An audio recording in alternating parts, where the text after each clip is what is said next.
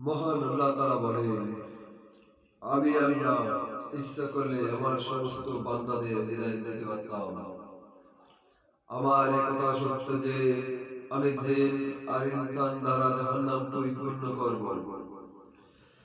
তাই যুবক ভাইদের উদ্দেশ্যে বলছি, তুমি যদি জাহান্নামে যেতে না চাও, তুমি যদি জাহান্নামে লাগতে হতে না চাও, তুমি যদি জাহান্নামে জ্বলতে না চাও, তাই এখনো সময় আছে, তওবা করো। তওবা করো, ফিরে আসো আল্লাহর রহমতের দিকে। তুমি দুনিয়াতে কত পাপ করেছো, কত অন্যায় করেছো, কত জুলুম করেছো।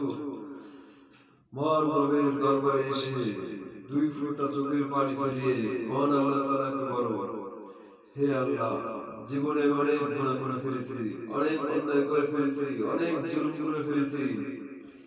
এই আমার গুনাহ শেষ নেই।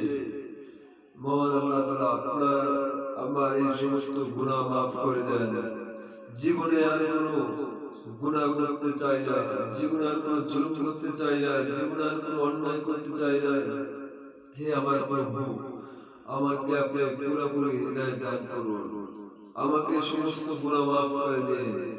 আমি যেন আপনার রহমতের দিকে ফিরে আসতে পারি। আমি যেন আপনার বন্ধুর সুন্নাত অনুযায়ী চলতে পারি। তাই আল্লাহ তাআলা আমাকে পুরোপুরি হৃদয় দান করুন। আমাকে আল্লাহ তাআলা সবাইকে বোঝার তৌফিক দান করুন।